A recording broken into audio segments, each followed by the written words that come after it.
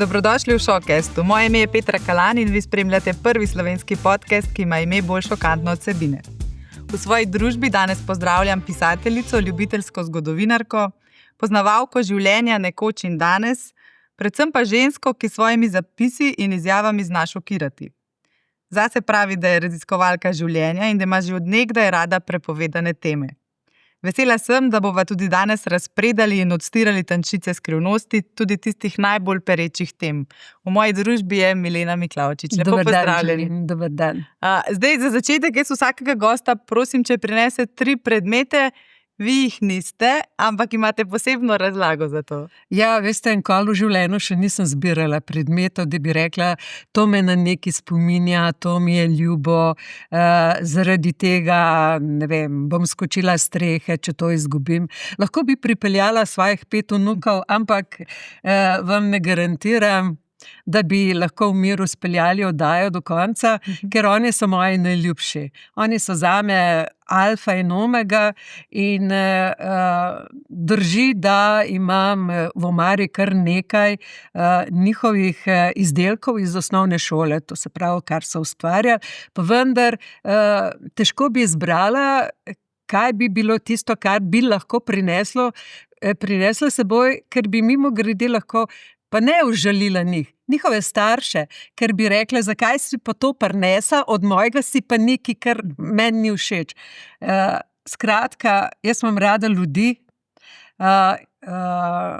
jaz rada objemam ljudi, jaz se rada z njimi družim.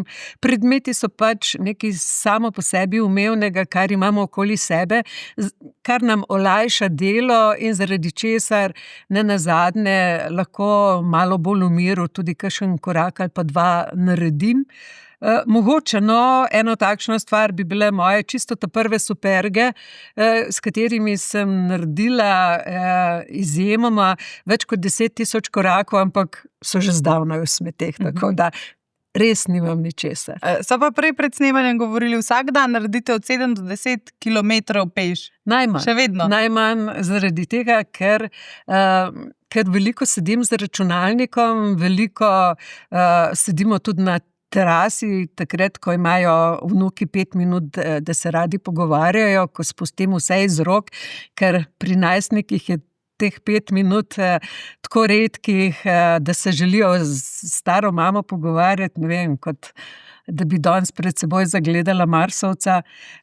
In seveda telo potem potrebuje gibanje, pa ne samo telo.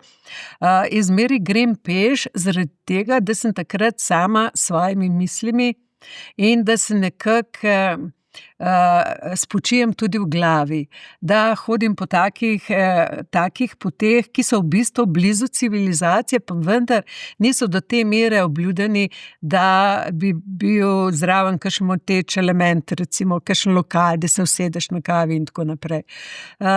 Hoja, ko bi ljudje vedeli, kako pomembna je hoja, bi verjetno vsi me posnemali, ker nares 7 do 10 kilometrov na dan, veste, se to ni nobena umetnost, to je, ne vem, dobrih 10 minut greš za 1 kilometer, če hodiš po ravnini, ampak prideš domov tako, kot da bi bil nov, ne, greš pod tuš in potem se useda, zdajle polet, tam na terasi in ni lepšega, kot nekako umirjeno dočakati, da gre spat pa hodim zelo zgodaj, zdaj je ponovadi bilo polet ob 9 še sonce, ko sem legla v posteljo, ampak spiš tako umirjeno, ne, ker je zelo pomembno, da potem umirjen tudi ostaneš.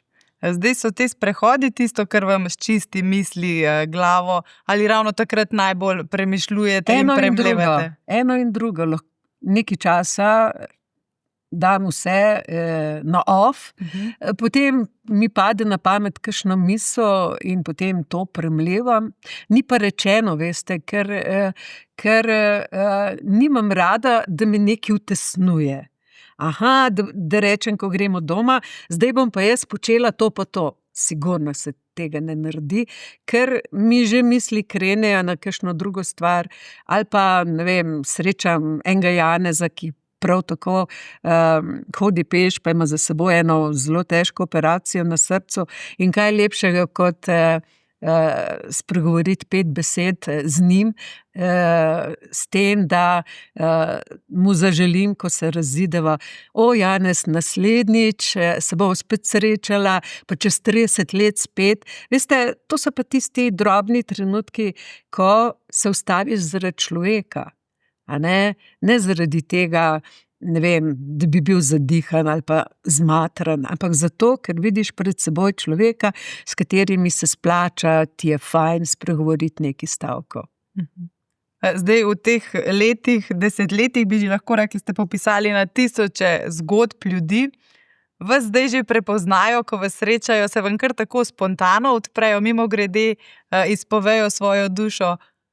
Jaz mislim, da zaradi tega, ko lansko leto, ko sem bila 2-krat v bolnišnici, sicer ne za dolgo časa, pa vendar je bil tam tudi en gospod in me je, ko so pač vrata odprta, me je slišal iz sosedne sobe, je rekel: A ste to vi? In potem sva vzela vsak tisto svojo vrečko z urinom, a ne, on svojo je svojo, in sva se pač s tisto vrečko sprehajala po hodniku in si pripovedovala eno ali drugo stvar, on mi je razlagal sebi.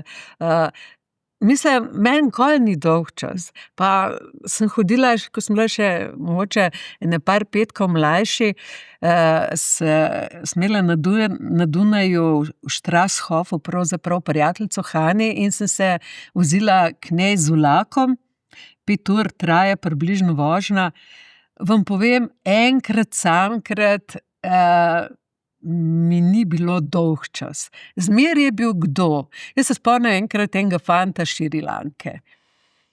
Je pač govoril pač v eni taki robustasti angleščini, tako kot je pač moja slovenska angleščina, ampak tako, kot sem se z njim zabavala, se nisem že dolg z nobenim. In zgodba se je približno ponovila 2 leti nazaj, glih ob tem času, ko sem šla v Toronto.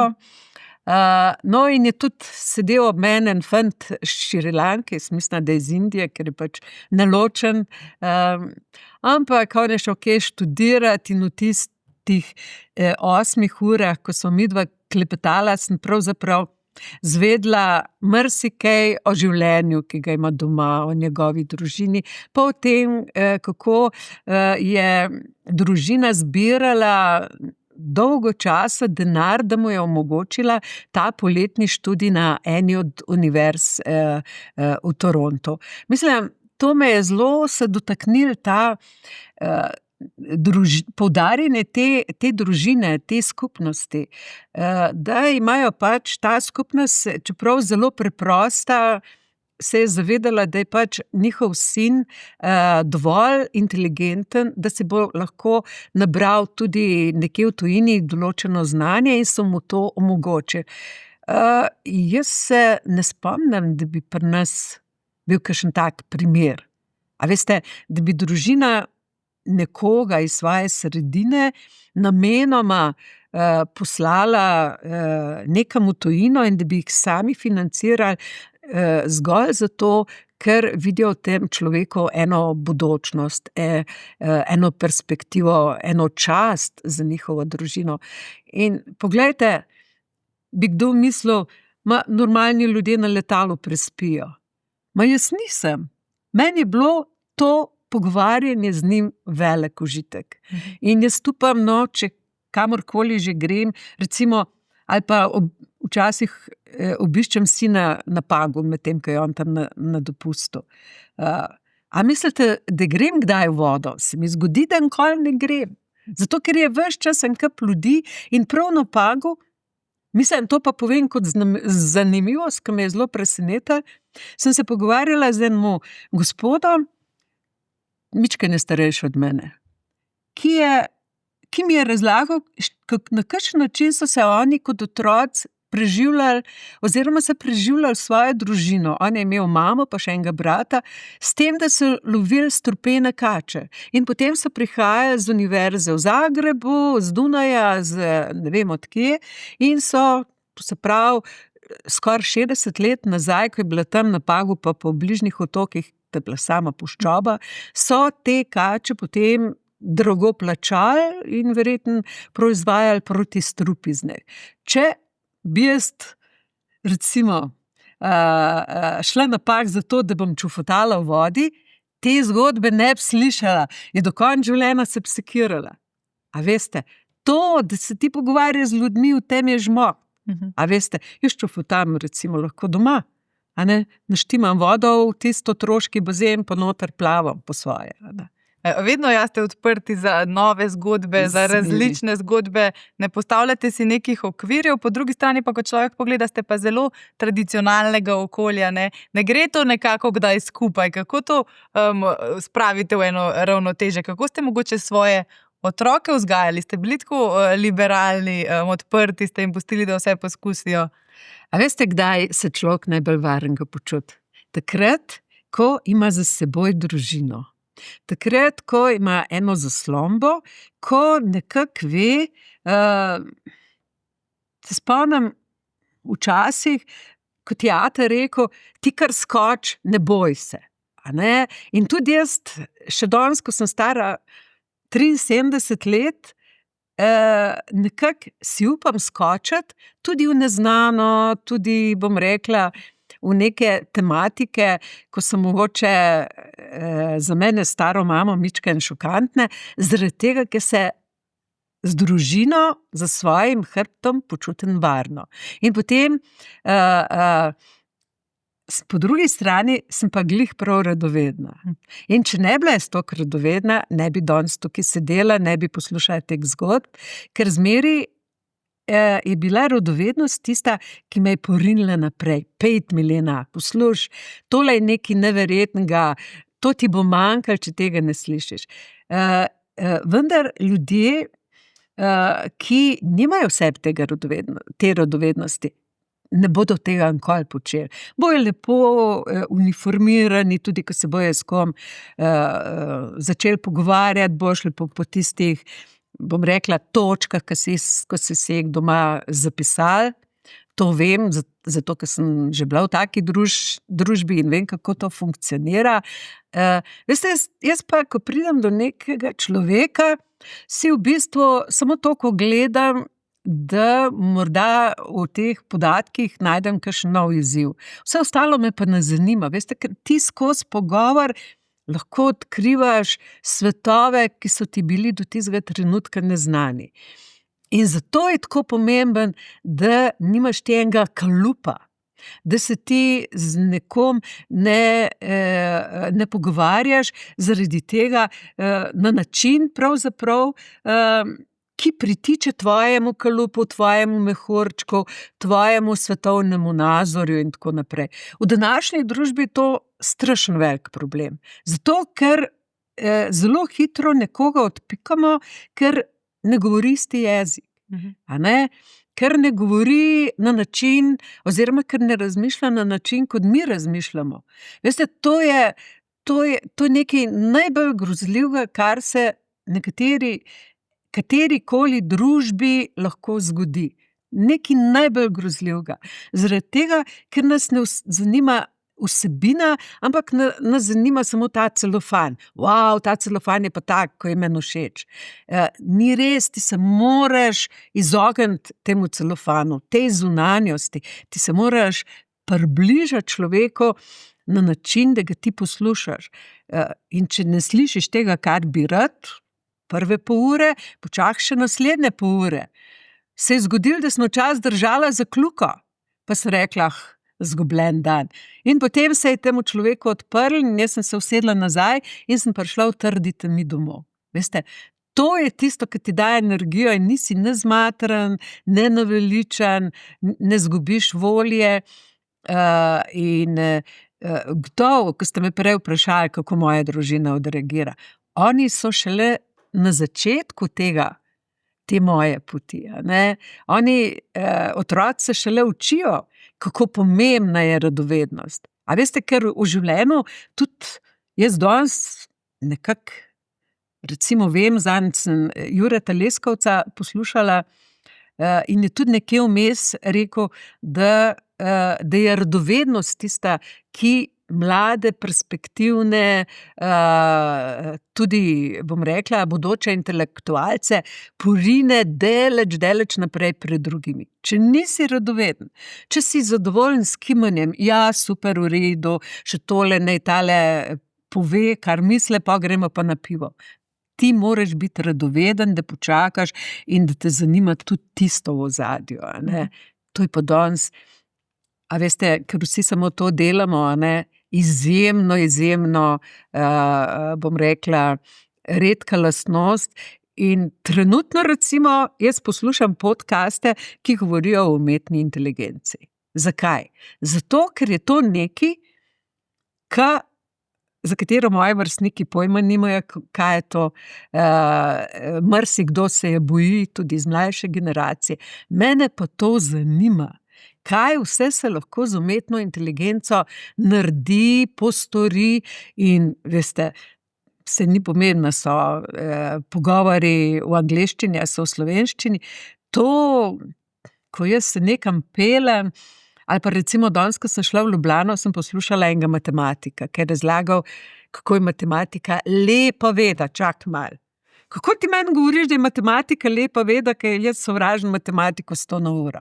Ampak skozi njegove besede, a ne, pa sem potrebovala iz Žirov do Ljubljane, pač v današnjem času ura pa pol, namesto 40 minut, veste, izveš o matematiki to, kot ti prej ni nobeden skozi šolanje, recimo, in tudi drugače ti ni nobeden povedal. Kaj lepšega, da se učiš o stvareh, s katerimi sploh ne prideš v realnem življenju v stik. A veste, mene čisto nič, mislim, me zanima, ampak ne toliko, kako se kuha, ko se mi zdi, da recimo, da dobro kuham. A ne? Ampak to matematiki danes, mislim, izjemno smo hvaležni, da mi je pokazal eno obzorje, do katerega recimo nikoli ne prišla. A ne, če ne bilo teh podcastov. In zato so ti podcasti zlata vredni, ker v njih izveš stvari, ki jih druge ne izveš. Ne v knjigah. Knjige so danes, recimo, preden knjiga izide, a ne, je že zastarela, preden članek izide, se že vmes naredi milijon drugih stvari, a ne. Podcast je pa nekaj uživa, a ne, in zato so tako pomembni. Omenili ste umetno inteligenco, potem razumem, da se jo ne bojite, jo uporabljate. Kako ste z njo? V kakšnem odnosu ste? Z umetno inteligenco sem zelo v takem zanimivem odnosu. Zelo pogosto preverjam časopisne članke, preverjam določena besedila, ki jih pač najdem, kjerkoli že, se ni pomembno, kje. Preverjam v tem smislu, da jo vprašam, da mi naj razloži, kako so o določenem problemu recimo pisali novinarji na Islandiji, v Južni Ameriki, v Čilu, ne vem, v vzhodni Evropi in tako naprej. In kar naenkrat ti ugotoviš, da imaš o eni bizarni novici, ki vse skupaj nič ni, imaš tam recimo 10-20 različnih pristopov. Zadnjič denimo sem jaz objavila na Facebooku eno zgodbo, ki sem se je spomnila še iz otroštva. Govorila pa je o tem, kako so Eskimi, verjetno stopa še več let nazaj, v času, ko so bile zelo hude zime in potem so starejši zapustili družino in odšli nekam ven, v temo, sami od sebe, zaradi tega, da bi imeli mladi toliko več za jesti, da bi lahko zimo preživela, ne. No, in potem je bilo zanimivo to, da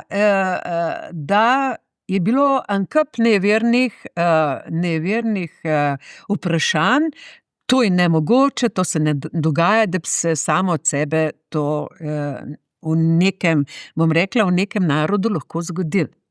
V tem primeru mi je umetna inteligenca, ChatGPT, navedla cel kup člankov, navedla so mi en kup primerov, kako se je to recimo še v Kanadi, tam ne me prijeti za besedo, ker sem pozabila, kako se je še tam dogaja, da so imeli starejši to navado, da so v primeru, če skupnost imela dovolj za jesti, samoiniciativno odločili, da skupnost zapustijo, da bojo lahko mladi preživeli. A ne? In to je nekaj, recimo, ker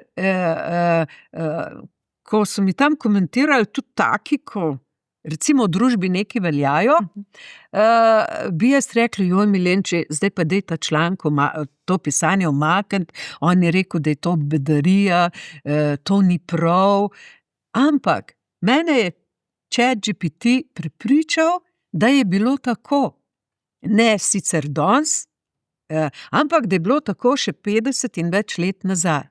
In na ta način je umetna inteligenca recimo pri mojem delu zelo pomembna. A ne?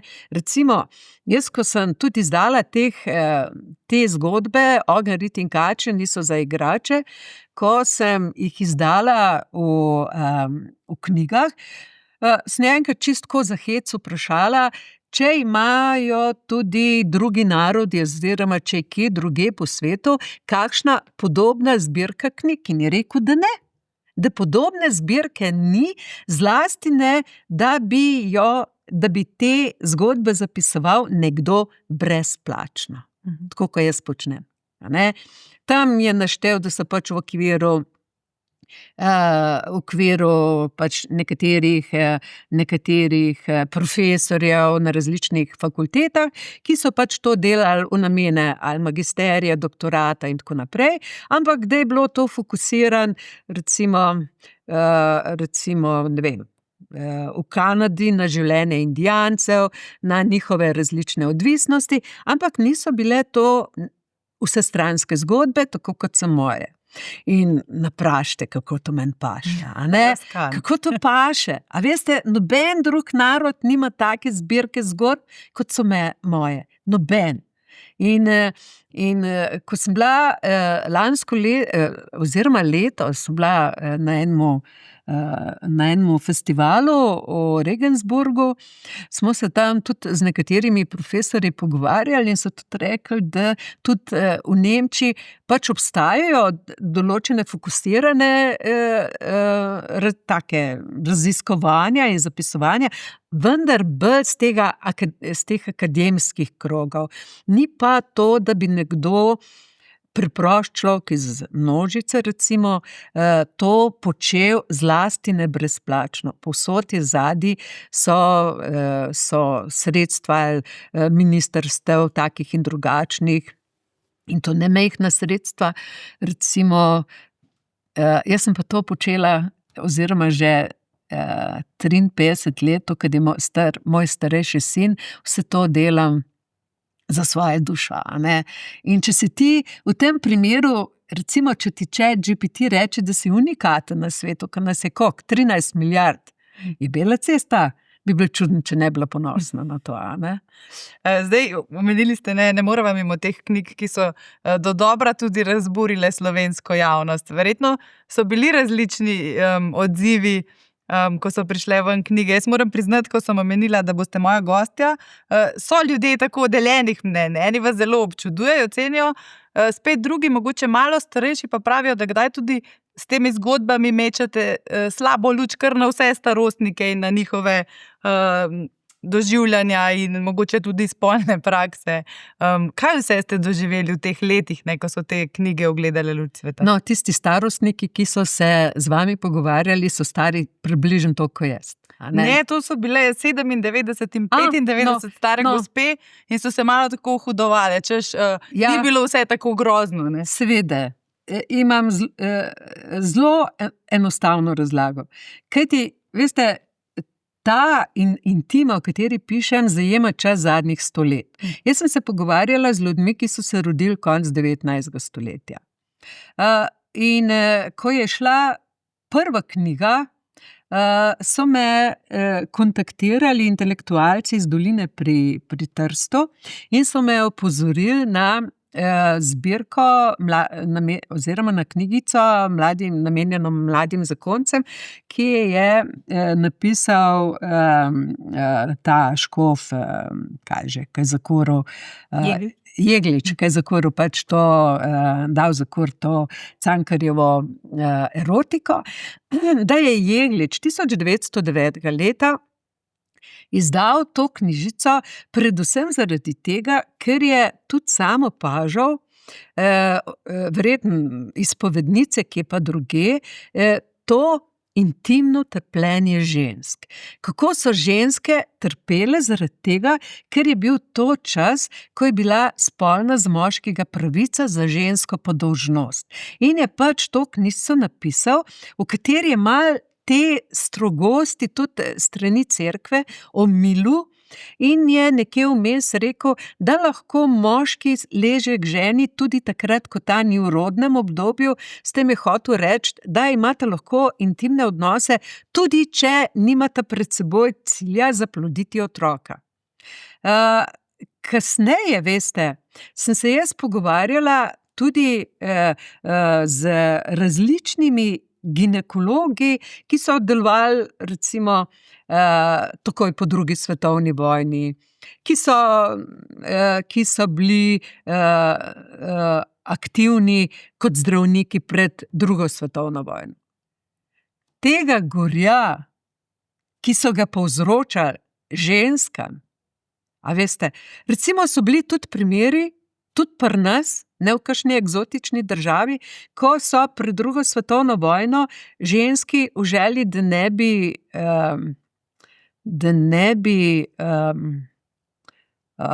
se ne bi spozabila, kot so včasih rekli, da ne bi šla s kakšnim moškim oziroma da ne bi podlegla njegovim čarom, so ji recimo zašili te sramne ustnice, a ne, na zelo primitivni način, a ne.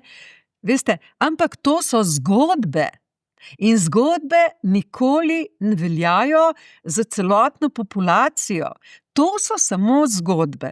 In če bi mi neka gospa, recimo, prišla, tudi takšne zgodbe imamo vmes, recimo jaz sem pisala eno tako samostojno knjigo, sem naredila o Ljerki Palovec Topla, ki je že umrla, sem naredila knjigo Ženska, ki je bilo dano, umrla je stara 100 let, a ne. Ona je imela izjemno prijetno spolno življenje. In midva sva se zaradi teh mojih zgodb kar naprej ropkale, a ne. Do trenutka, ko sem jaz začela spraševati, kakšno spolno življenje ima pa ta prijateljica, pa ona prijateljica. No, in seveda je potem ugotovila, da ne sme gledati ozko, ker je pač imela sama vse v redu, prijateljice pa niso imele te sreče. In tako je bilo nekoč, tako je bilo v času mojega življenja in tako je danes. Nekateri imajo tako, drugi pač nekateri jedo krompirjev golaž, drugi jedo običajen golaž, tretji pa kaviar. In tudi pri teh zgodbah je tako. Nekatere zgodbe pač segajo na področje, ki se nam zdi pošasten in mu ne verjamemo.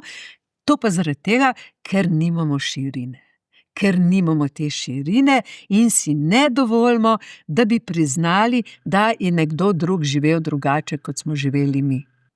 Veste, to je zelo pomembno, da imajo ljudje širino. Da, če se njim ni dogajalo tisto, kar berejo v moji knjigi, da morajo dopustiti, da so bili že včasih fricli, da so že včasih ženske trpele tako in drugače, ker nenazadnje tudi danes se dogaja, da na ljubo moškega si pa ženska odreže roko. Veste, so stvari, ki se dogajajo kar naprej, ampak če se moramo biti toliko pošteni, da moramo biti hvaležni, da se to ni zgodilo nam.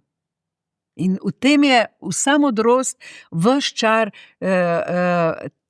tega pristopa, s katerim ljudje prihajajo do branja mojih knjig.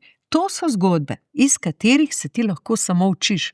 Ni treba sočustvovati, zaradi tega, ker so pač ti moji sogovorniki takrat, ko so mi pripovedovali, so se imeli recimo že lepo, a ne. To je bil pač en odsek iz njihovega življenja. Moraš se iz njih učiti in moraš biti tudi hvaležen, 3-krat podčrtan, a ne, da tebi ni bilo dano kaj podobnega. Ste pa verjetno ob poslušanju teh zgodb na stotine, na tisoče verjetno, kdaj nosili to domov, sanjali, kako ste to premlevali? Sploh se ne predstavljam, tako hude zgodbe, ljudje so verjetno se odpirali, doživljali različna čustva ob vas. Saj ste tudi vi samo človek, ne, in se vas verjetno dotakne vse to. Najhuje je bilo pri zgodbah o otrocih. Zgodbe o otrocih so se me dotaknile čisto zmeri, tudi danes. Dotaknejo se mi pa danes še veliko bolj kot včasih. Včasih je bilo nekako normalno, da so z otroki grdo delali in da so otroci mogli veliko delati. Recimo moja teta Anica oziroma Frančka je šla pri 5 letih služit in je mogla in se je tam bala enih sov in je sredi noči prišla domov in jo je ded prestregel in je napodil nazaj sredi noči. Veste, to so bile zgodbe, ki so bile v tistem kontekstu. V mojem kontekstu, recimo, ko sem bila jaz otrok, če smo preklinali, nas je pač učiteljica poslala k umivalniku, da smo si jezik umili z žajfo, z milo. Da bi danes to naredila učiteljica, jo pribije na križ. Ampak to se nam je zdelo normalno in jaz še danes ne preklinam, ker je to grdo. Ker se pač spomnim na tiste reveže, ki so pač mogli to doživeti, ne. Danes, recimo, ko pa jaz danes vidim ob 10 zvečer, ko imam jaz bundo pa kapo, da en otrok tava po cesti v kratkih rokavah, pa joka, ker je pač oče nekje v gostilni, mama se je pa odselila k drugemu tipu, pa ne more iti noter, veste, takrat me pa srce boli. Takrat me pa zelo srce boli. In če je bilo spolno nasilje 50 let nazaj, to vem iz prve roke, ker mi je pač eden od sogovornikov, tudi v knjigi imam veliko njegovih zgodb, bil je miličnik takrat, je razlagal, če smo ta pač videli žensko, ki je mož prebutal, smo pač rekli, pa drži jezik za zobmi, pa smo šli, a ne, ali pa spili en kozarec vina z decem, a ne.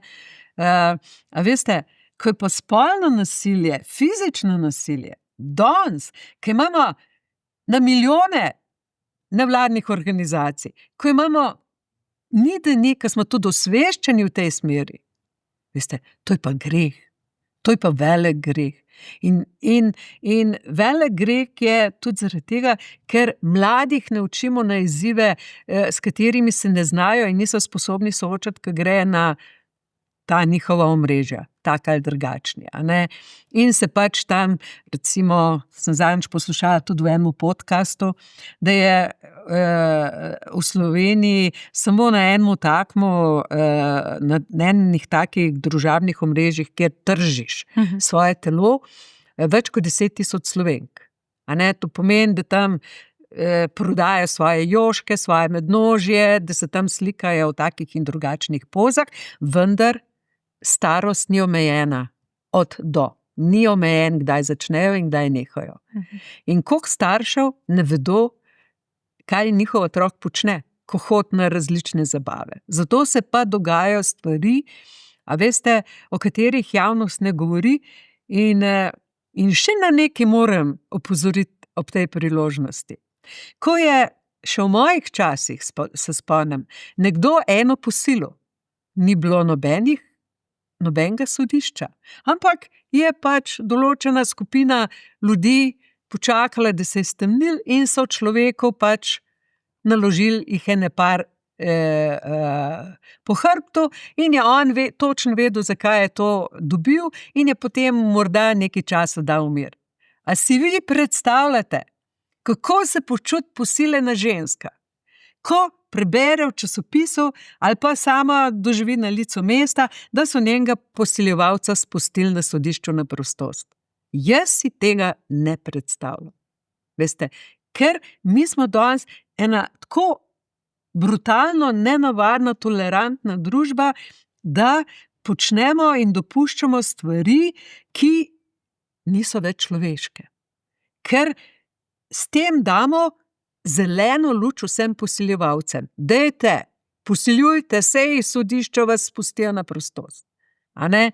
Oziroma dobijo še kakšno dodatno opravičilo, da je pač v kulturi določenega človeka to, da je eno posilj nekaj normalnega. A ne?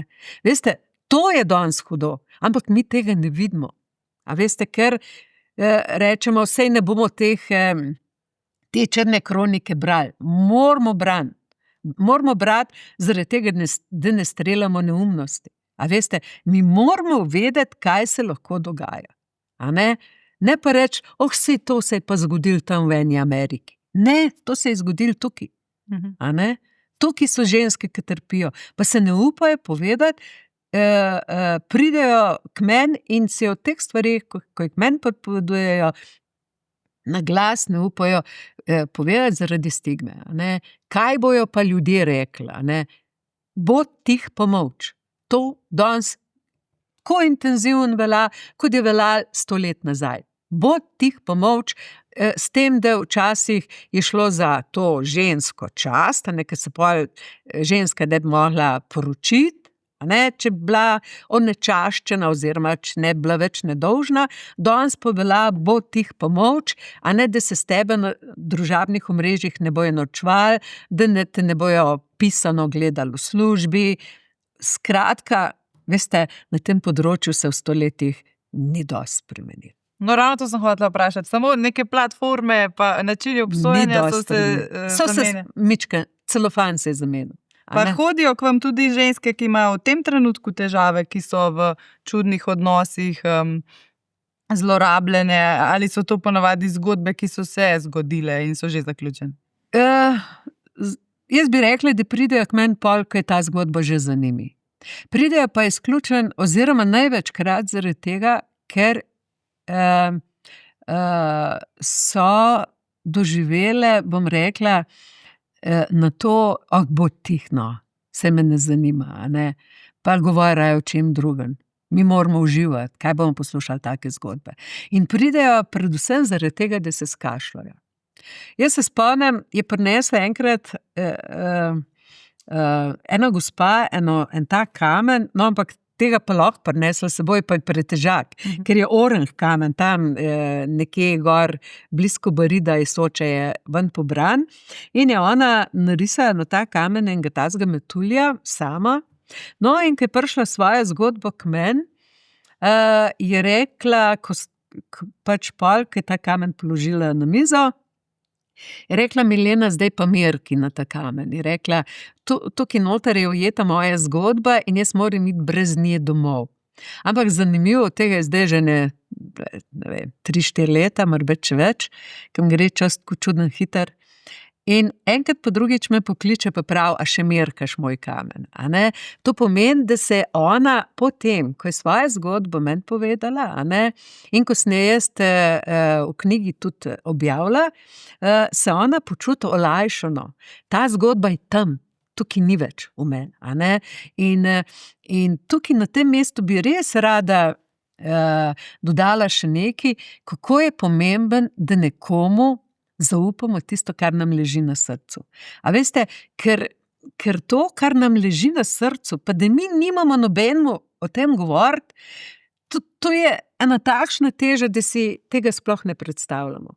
A ne, ker se nam težave v bistvu v duši samo kopičijo in duša potem je ves čas iz dneva v dan bolj obremenjena in ti moraš dati to ven. A ne, moraš se izkašljati, moraš jokati, moraš upiti, moraš preklinati. In to včasih delajo, ko pridejo k meni. Ampak potem, ko Jaz vsakem skuham kaj dobrega za jest, a veste, vsak, ki pride k meni. A ne, ker jaz zmeraj rečem, ljubezen gre skozi želodec, težave pa glih tako, a ne. In potem, ko nekaj dobrega pojejo, ko se malo pomenimo, še o tem pa onem, se oni počutijo lažje in grejo pol tudi lažje domov in imajo vsaj za nekaj časa mir, a ne. In pa rečem, dobite si enega, da vas bo poslušal, a ne. No, in to je bila ena zgodba, ena gospe, ki je šla, ne vem, na Novo Zelandijo, se mi zdi, zdajle ne vem točno, ker je že kar nekaj časa od tega. No, in je tudi z eno zelo težko družinsko zgodbo, ki je imela očima, ki je poskušal spolno zlorabljati, mama ji pa ni verjela. No, in potem je rekla, da bo šla nekam tako daleč, da ne bojo do nje mogli priti. No, in enkrat pa drugič mi je poslala mail, a ne, da je sama in tako naprej, da se ne počuti dobro. In vsakič sem rekla, najdi si nekoga, ki te bo poslušal. Najdi si nekoga, ki te bo slišal. No, in dejansko res je potem najdla enega fanta, a ne. No, in ta fant jo je slišal, jo je poslušal in sta se poročila, ko je dobila prvega otroka, mi je še pisala, pa ne več. To pomeni, če se ne obrača več name, to pomeni, da je v realnem življenju gre boljše, a ne, gre dobro, mene ne potrebuje več. In takšnih sem jaz neizmerno vesela.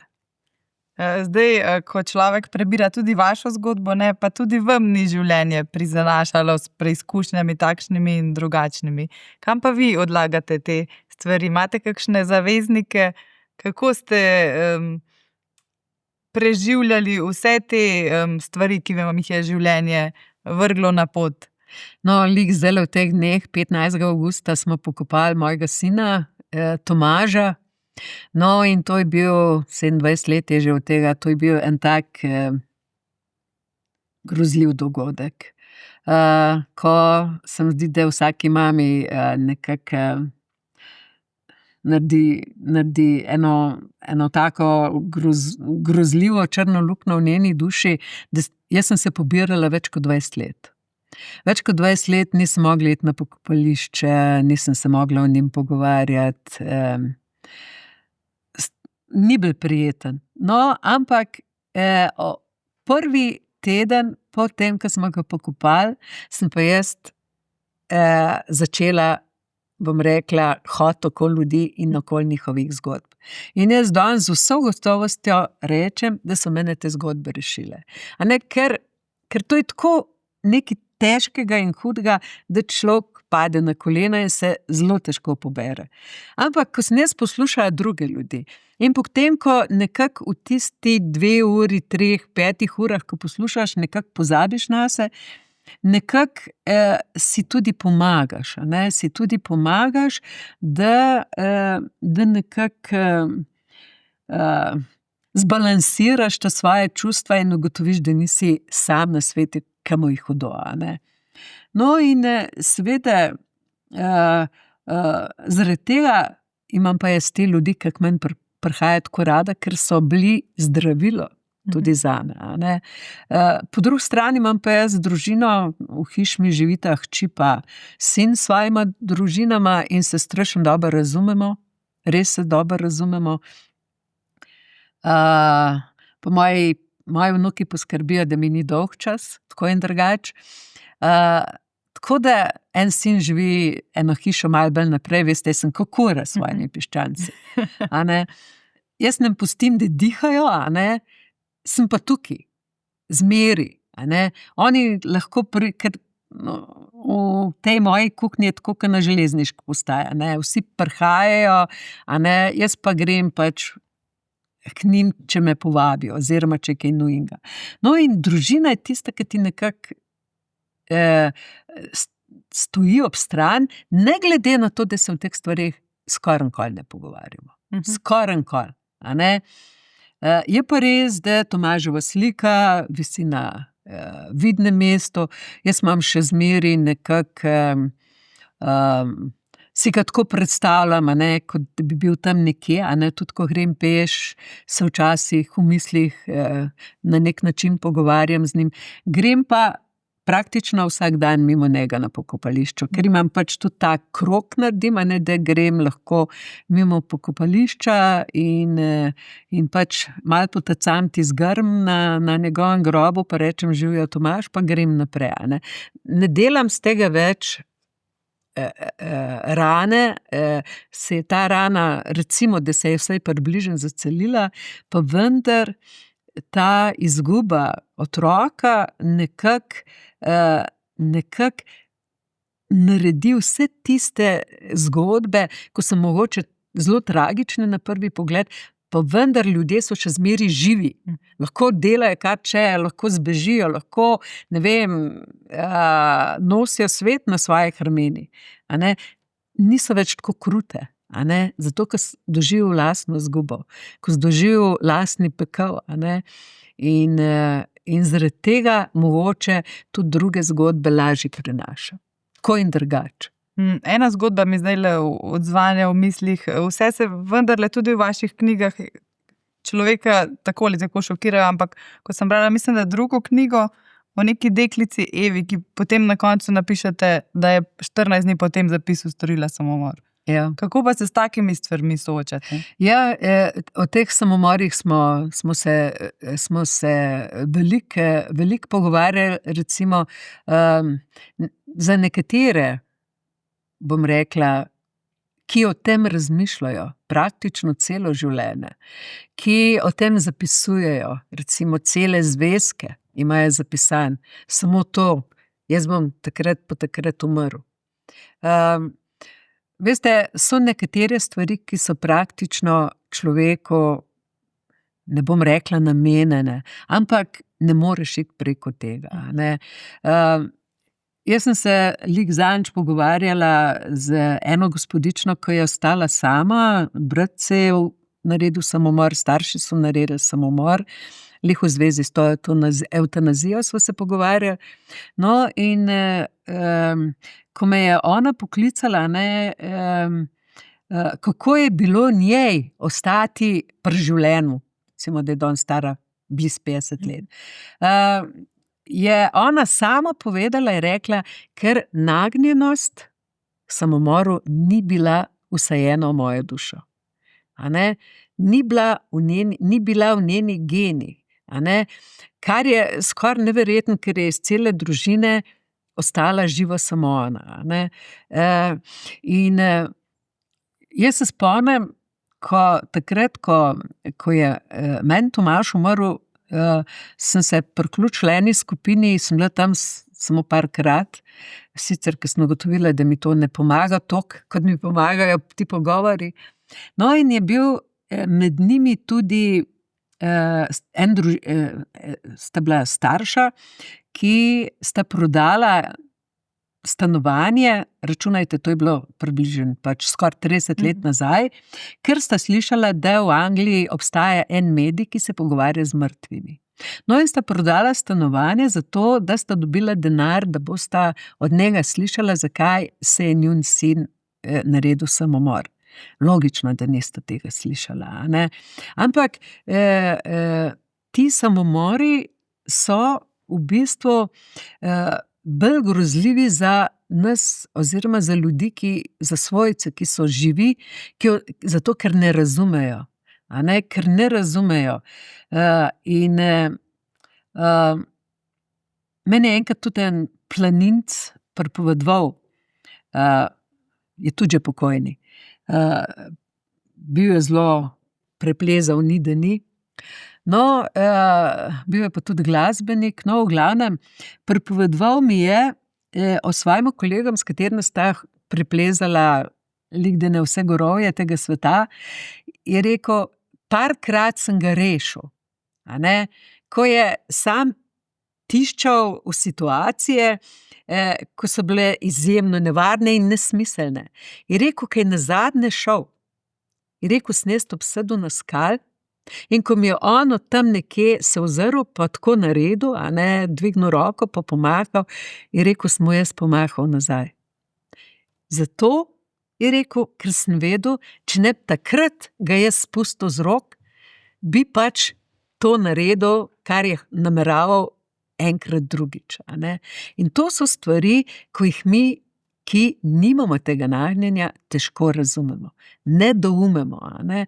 Da je kaj tazga sploh mogoče in za mene osebno, če sva že pri tem, je zelo težko se pogovarjati zlasti starši ali pa ženo ali pa z otroki človeka, ki je naredil samomor.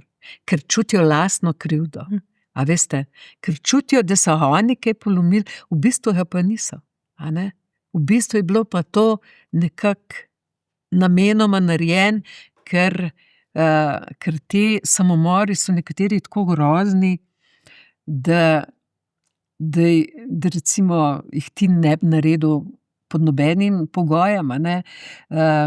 Ker ta odločitev, jaz mislim, da je tako globoko v človeku, da je nobeden ne more spremeniti. No. Vsaj po teh zgodbah, ki sem nekaj slišala, a veste, kaj jaz nisem, tako kot ste rekli na začetku, jaz nisem strokovnjak, jaz govorim samo iz teh zgodb in vse, kar danes poslušate, to je na podlagi zgodb, na podlagi izkušenj, ki sem jih jaz dobila preko zgodb. Ne? In ti samomori, to je pa nekaj tako pošastnega, ker recimo, koliko so jih že neštetokrat rešili, ampak na koncu pač se zgodi to, kar se pač zgodi, je pa fajn na nek način. Recimo, da v času moje mladosti je bilo v Sloveniji okoli 700 samomorov na let. A ne? Pa nas je bilo takrat manj, kot nas je danes, oziroma več, kot nas je danes. Danes jih je pa polovico manj. Ne?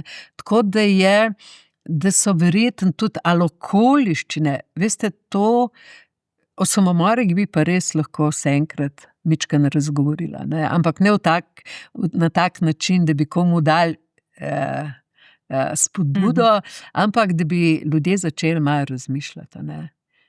Ko mene osebno, recimo, že bolezen kot taka, ko ljudje trpijo, če jim svojc zboli, a ne, me že to prizadene, če pa še zmeri ta čustva se umilijo, a ne. Da bi pa moj Tomaž recimo naredil samomor, a ne, pa ne vem, če bi se jaz do konca življenja odpustila. A ne? Ker bi zmeraj imela občutek, da sem jaz sokriva. A ne? In veliko bližnjih ima ta občutek do konca življenja. Ne glede na to, da jih prepričajo, da to morda ni res. A ne? Zdaj, ja, spregovorili ste tudi o vaši družini. Sem pa zasledila tudi od vaše primarne družine, ne? Ste presekali en tak močan vzorec tega odnosa z vašo mamo, pa zdaj, ko ste opisali, kakšen odnos imate vi s svojimi otroki. Kako težko je bilo to? Z mamo niste bili ravno najboljši prijateljici in da bi imeli nek tak zgleden mama-hčerka odnos, kot opisujete kdaj. Vi pa ste postavili čisto nove temelje v svoji družini. Vsako jutro rečem, ne bodi kot mama. Čisto vsak jutr. Ne bodi kot mama. Zaradi tega, ker sem jaz preko zgodb, ker so bile nekatere še bolj grozne kot moje, nekako spoznala, kako kruto je za otroke, če je mama takšna, ki ni mama v pravem pomenu besede. In seveda o teh stvareh, to je pa tudi to področje, ko pač se že kot otroci učimo, mamica je kakor sonček, veste, to ni področje, o katerem bi se mi pogovarjali. A ne? In zdaj se spomnim, ko je prišel en novinar z enega verskega časopisa, Aleš Čerin, in sva se pogovarjala o 4. božji zapovedi, spoštuje očeta in mater in tako naprej. In sem jaz vztrajala, da je ta 4. božja zapoved izjemno škodljiva. In potem sva naredila kompromis, da bi mogla biti na koncu vejica. Razen v primeru, ko so pa starši takšni in drugačni. A ne? takrat pa to spoštovanje nekako damo na stranski tir in se o njem ne pogovarjamo na tak način, ki bi bil obvezujoč. No, in nekaj podobnega se je dogajalo tudi pri nas, ampak jaz sem po svoje, potem preko teh tudi družinskih zgodb, nekako mamo razumela, da je pač bila takšna, kakršna je bila, zaradi tega, ker se je verjetno mičken sramovala svojega očeta, ker moj ded je bil za mene junak, on je mogel 3-krat na dan, a ne, mislim, predstavljajte si, da bi danes moški mogli 3-krat na dan, joj, kako bi bilo to fajn. A veste, no, in veste, verjetno se ga je mičken sramovala, a ne, in bila je še zelo tradicionalna, zelo krščanska in recimo, če smo mi rožen ven smolili, pa če nismo bili zbrani, smo jih dobili s palco, pa take stvari, ne, to ni bilo lih v skladu s krščansko vero, a ne. Bila je pa izjemno prefrigana, tako da nas je 3 sestre smo bile, zelo rada imela skregane med seboj, a ne.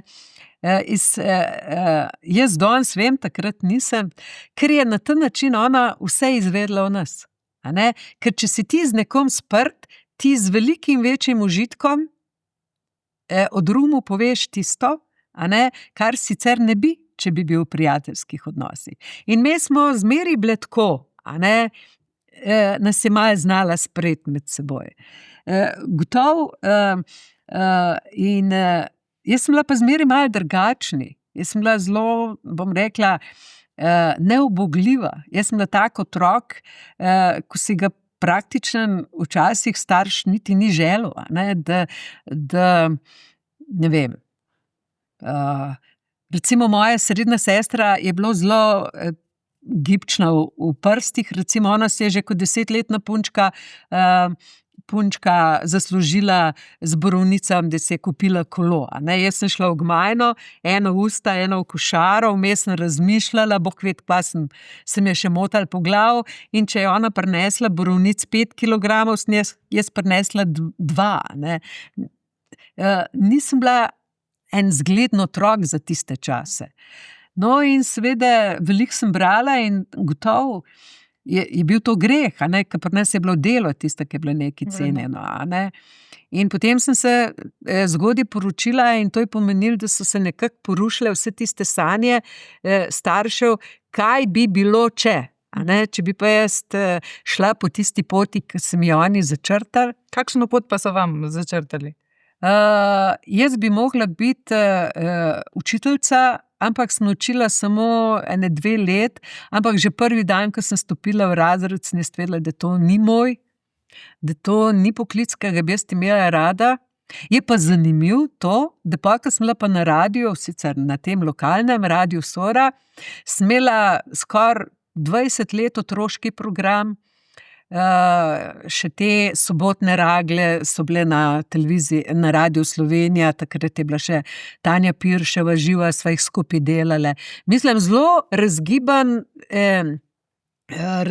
življenje, povezano z otroki in šolami in tako naprej, ampak to je bilo nekaj drugega, to ni bilo obvezno, veste, to je bilo za užitek. Ko pa ti v razred prideš in tam lahko daš vse od sebe, pa vidiš, da slovenščina ni ravno predmet, ob katerem bi dijaki skakali do stropa od vesela, a ne. Jaz sem pa to pričakovala verjetno, a ne. In to so bile stvari, ko so meni nekako so se najine poti z mamo kar naprej razhajale, a ne. Kar naprej, recimo, ona mi je dajala določene ljudi za vzor, a ne, jaz sem povedala o njih stvari, ki niso bile ravno vzor. In jaz ni to povedala in je bilo spet vse narobe, a ne. Nisem bila ubogljiva, še danes nisem. A veste, jaz nisem, tudi pri mojih letih jaz nisem ravno ženska, ki bi se me dal držati na špagi, a ne. Zelo sem samostojna, zelo ne maram, da me kdo spravlja v določene mehurčke, je pa res, da so ti tradicionalni mehurčki, so mi pa bližji kot kakšni drugi. Ampak to ne pomeni, da bom jaz zaradi tega 4. božjo zapoved brezkompromisno in brez, bom rekla, ubogljivo celo ponavljala, da je edina svetinja, ki jo morajo, ne vem, se mladi danes učiti. Ne, uprla sem se temu, veste. In uprem se še marsikakšni drugi stvari, prav zaradi tega, ker nekako zaradi izkušenj, ki jih imam iz teh pogovorov, imam, bom rekla, eno večjo širino, ker ljudje bom rekla, teh zgodb nimajo, je tudi ne morejo imeti, tudi če bi hoteli, je ne morejo imeti, ne. Zaradi tega, ker mimogrede lahko koga obsojajo in to tudi počnejo, ne. Jaz zmeraj vprašam, pa daj, vprašaj se je Bela cesta, kaj pa stoji v ozadju? Zakaj je nekdo tak, kot je? A ne? Zakaj? Ne vem. Jaz se spomnim v mojih časih, a ne, ko sem bila jaz punca, je bila tam ena gospa Marta, ki je imela zmeraj, njen oče je bil čolar in je naredil rdeče štikle s tako peto. In kako je ta ženska hodila v tistih čevljih, jaz pa tiste take čolce. Pa še tisto je bilo, bom rekla, sem se spotikala, ker sem bila navajena brez vsega, ne, še danes nimam visokih pet, ne. In sem bila zmeraj, kaj bi jaz dala, da bi lahko nosila čevlje s tako visoko peto, ne. In potem je imela tudi tako, prse je imela tako, a ne, da je bilo recimo zavidanje vredno, pa še znala se je tako zasmejati, a ne. Ampak potem, ko dozoriš, ugotoviš, da je to samo fasada, da v bistvu za to fasado je ena ranljiva ženska, ki tudi je imela določene travme, in ko sem se potem z njo pogovarjala, sem pač spoznala, da ni vse to, kako bi rekla, kar ti vidiš na zunaj, da ni vse to zlato, ki se sveti, a ne. In nekdo, ki nima takih izkušenj kot jaz, tega ne bo nikoli opazil in bo potem še zmeraj omedleval, ko gledal tiste podobe oziroma tiste videe na Instagramu ali pa na TikToku, a ne. Mene to ne zanima, a ne, ker za vsemi temi videi se skriva verjetno ena ranljiva oseba, ki pač želi na ta način sebe izpostavljati, promovirati, ne vem, v bistvu pa lahko živi v eni čisti majhni, zanemarjeni sobi, ka umazanec sune, recimo, to pač govorim iz tega, ker sem to že doživela, meče pod posteljo, a ne, dokler mama vsake 14 dni ne pride in tega opere, a ne. Različne stvari imamo za seboj in nikoli ne veš, kaj se za to različnostjo dogaja. Zadnjič ste bile gostje tudi v enem takem malo bolj, kako naj rečem, pikantnem podcastu, ste prej rekli, da takrat ste pa bila malo v zadregi, ne, ko so vam tiste spolne igračke, ampak ste vseeno odprli obzorje in šli, poslušali se, pogovarjali. Kako se vam zdi, da je sedaj te nove generacije, so preveč obsedene s to seksualnostjo, z embalažo, je šlo še bolj stran od tistega, kar je bilo včasih? A vam povem, kako je bilo včasih. Včasih je bilo tako, da so rekli, ko so pač moški malo popili, pa so govorili o ženskah, o tem, kako so kakšno, a ne, kresen, pa kako je niso. A so taki izrazi dovoljeni? Ja, kar so. No, in potem so tisti, ki so sedeli zraven in poslušali, so rekli, ta pa že dolgo časa ni. A ne? In verjetno je danes enako, a ne? Ker, veste, s tem, da je danes malo drugače, vse malo drugače, ker danes je pomemben užitek, a ne? Danes je pomemben, da ti v seksu uživaš 100 na uro, a ne? In potem se spomniš milijon variant, tudi igračk. Se spomniš, ne vem, če je Viagra še popularna, ampak svoj čas je bila. V času bile španske muhe, no, in se spomniš stvari, da bi ta užitek potenciral, raztegnil do onemoglosti. In tudi, A veste, ko smo se pogovarjali o teh igračkah, sem jaz govorila o čustvih, o dotikih, o objemih, a ne? In me ni motil pol, ko sem mičkeno prišla k sebi, a ne? Da sem prišla v ta podcast. Zakaj pa ne? Ker povsod ima človek možnost, da pove svoje mnenje. Veste, ker meni je čisto vseeno, kam pridem. Zmeri povem tisto, kar mislim. In če po pravici to povem, dodam še to, da raj grem ki razmišljajo zelo drugače od mene. Ker če me povabijo recimo neka, ki razmišljajo enako, je to isto, kot če jaz stopim pred lastno ogledalo in govorim sama s seboj. To ni zanimivo, vsaj meni ne. Da pa ti govoriš nekomu, ki ima drugo okolje, da ima drug pogled na življenje kot jaz, takrat pa narase v meni adrenalin, veste, takrat se pa jaz razživim. A veste, ker lahko kontriram s svojimi stališči, s svojimi mnenji in tako naprej. In to je užitek, veste, da ti govoriš drugače misleči, ne pa da govoriš sam s seboj. A ne? In tudi tam se imam jaz tisto vrečko s temi pripomočki doma, glih danes zjutraj sem jih svojemu zetu ponujala, pa jih ni hotel. A ne? Ampak to v šali, a ne? Verjetno si je mislil, moja tašča spet neki bluzi, a ne? Zato, ker včasih ne ve, kdaj se hecam, kdaj pa res misle. A ne? Je pač tista vrečka, mogoče bomo dali kom za rojsten dan enkrat, malo za hec. Ampak mora biti ta človek, ki bo dobil ta vrečko, mora biti pripravljen tudi za hece. A veste, ko vsak ni dober, a ne, vsak ni glih pripravljen za šalo. A ne? In to so tiste stvari, veste, ki nas bogatijo. Te drugačnosti, a ne, da jaz pač grem v volčji brlog, a ne, in da iz njega pridem živa, pa še nasmejana, kaj je lepšega, a je sploh lahko še kaj lepšega. A ne? Ni, za mene osebno ni. In tudi, ko recimo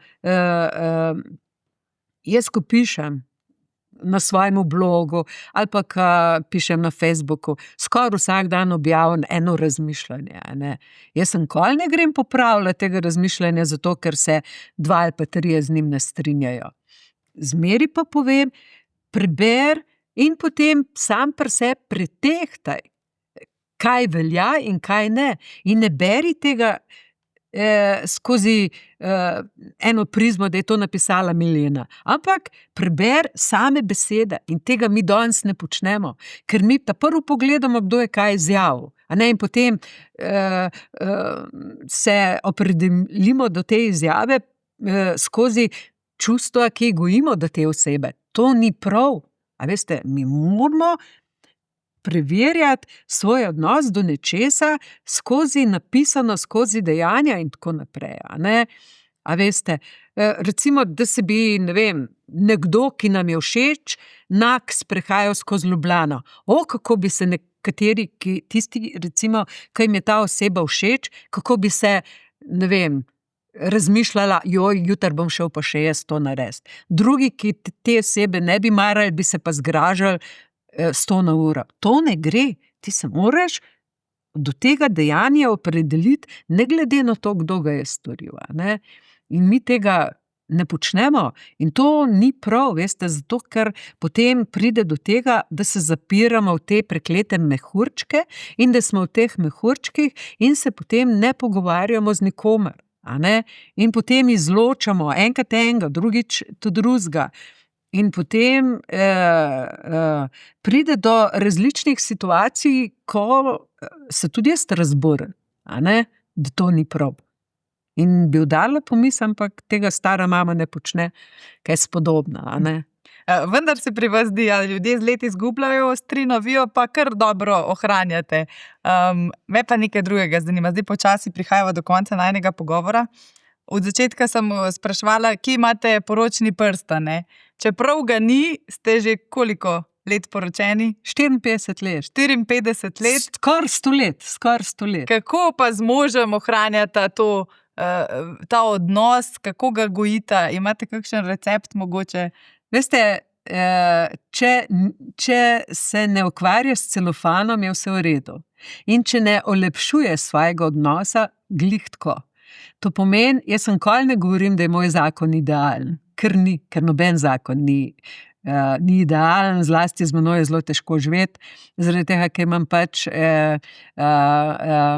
še pri mojih letih počnem stvari, ki jih druge ne počnejo, a ne, druge sedijo zraven moža, kaj boš jedel, kaj boš pil, a bo gledala Mehiško nadaljevanko, a bo gledala ne vem karkoli, a ne, hodita skupaj v toplice, jaz tega ne počnem, ker nimam časa, a ne, dejansko res za te stvari nimam časa, a ne, in če že pogledam televizijo, pogledam kakšen tak divji angleški thriller, tak, a veste, da jaz do zjutraj ostanem budna, glih da ne, ko moram vseh 6 epizod videti od prve do zadnje.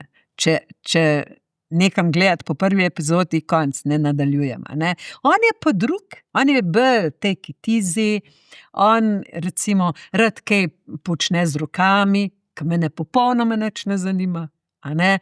Ima drug tempo in se v to ne vtika. In on se ne vtika v moje delo. On podcastov nikoli ne posluša. Nikoli? Ne. Je prebral knjige? Ne, ni prebral. Ne? Je pa edin, če je kdo, ko je kdo prišel, recimo, pa smo tam sedeli, tudi če so bili moški, je zmeri rekel, ideal, za pijačo pa poskrb, pa kakšen kofej jim skuhaj, ker jaz pozabim na čas, tam, ko nekdo 2-3 ure govori, a ne, in pa se zaradi njega spomnim, da moram iti kavo skuhati, da moram dati kosilo na mizo, recimo, ali pa kaj takega, a ne. Me pusti, da počnem stvari tako, kot jih rada, a ne. Je pa zmeri, če ga za karkoli vprašam, nikoli ne reče ne, a ne.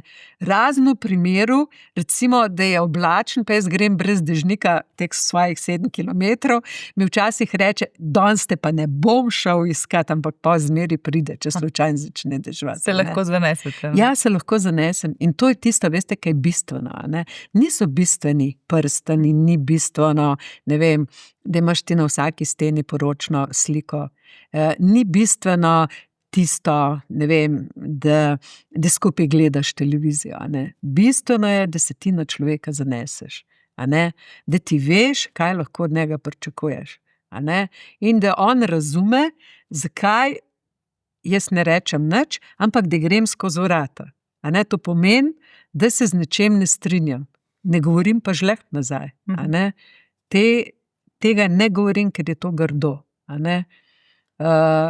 Včasih rečem, tudi jaz te imam rada, pa grem, a ne. To pomeni, nekaj si ga kapitalno polomil, a ne. In s tem imaš tudi same notranji mir, a ne. Da lahko počneš stvari, ker veš, da te bližnji ne bo oviral. Milena Miklavčič, nekoč, ko bo nekdo pisal vašo zgodbo in ne dvomim v to, da jo ne bo, kaj boste rekli, na kaj v življenju ste najbolj ponosni? Najbolj sem ponosna na vse to, kar sem dosegla, ker mi ni, mislim, če odštejem podporo družine, noben nič pomagal. Vse sem naredila sam. Vse sem naredila z lastnimi rokami in tudi družina, ki jo imava z možem, tudi zdaj to širšo družino, neizmerno sem ponosna, da živimo v takem sožitju. Da se tako razumemo, da si tako stojimo ob stran, da si tako pomagamo, da so ta mladi prhi že, bom rekla, že čuda let, a ne, se sploh ne vem kdaj, koliko let je že od tega, ki je prišla Renata, zdaj praznujemo 30 let, a ne. Enkrat samkrat ni prišla do žal besede, veste. In da sva midva z možem toliko pametna, da veva, da če je kaj narobe, če bi bilo kaj narobe, je glavni del krivde na naju, ker smo midva najstarejša, imava za seboj največ kilometrine, a ne. In se tega tudi drživa, a ne. In to, da živiš v enem miru, doma, ko že itak navzven je pač včasih tako, da ne veš, a ne, a se bo svet podaril, a se ne bo, da domov prideš v tisto zavetje, v tisto zatišje, tam, kjer si lahko ti, veste, to je tisto, ki ne pride samo od sebe. Kaj pač bilo narejeno tudi s temi rokami, čeprav so že vse skrivinčene od tega, ne vem, kako se že reče temu, včasih prstih hudičev bolijo, ampak tako je. Prigarano. Recimo. Najlepša hvala za tale pogovor, za vse besede in zgodbe. Verjamem, da jih bomo še veliko prebrali. Kaj že snujete za naprej? Seveda. Nikoli ne mirujete, ne? Ja, Ste prej rekli. zdaj zadnja knjiga, ko je šla, je bila Mehko kot britev, to je zdaj Krimič. Naslednji bo tudi, izide za moj rojstni dan, konec naslednjega leta v maju. Pripravljam pa tudi 6. knjigo Ognja, rit in kače niso za igrače. Ni mi dolg čas. Se že veselimo in vse dobro vam želim. Hvala lepa. To je bil Showcast, hvala, da ste bili z nami.